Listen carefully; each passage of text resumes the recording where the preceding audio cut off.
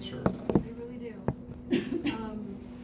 Because will there be people who, because of the stigma attached to the 1960s, they don't want to take mushrooms, but they absolutely will go to their physician and get prescription psilocybin.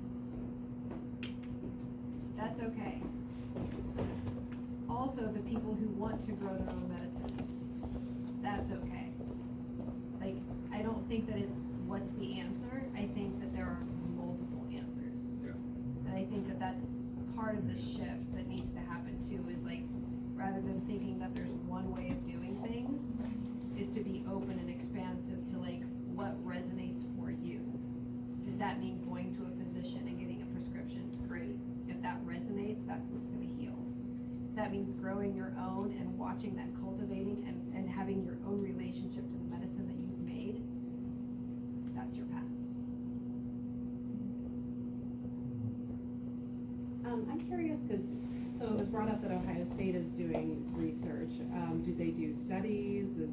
Yep. What exactly are they studying? They're growing, and I mean, it's still very early on, right? But they're growing them, and then I believe they are doing testing of all sorts.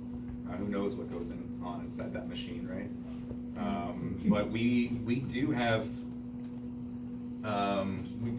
Jason from OSU. We have a guy that we've connected with, and he's not for or against us, but he has agreed to. An unofficial supporter. He's gonna come to city council and he's gonna answer that question one day. With everything happening with re-election, I don't know if you guys know this, because there's literally no information about what city council is and all of the changes that just recently happened. Every member of city council in the last election was up for re-election, right? And only 3 of them were opposed. So they've restructured how city council works. Instead of people being the heads of transportation or public safety or whatever, I believe they're all moving them into like being the champion for their district or their constituents.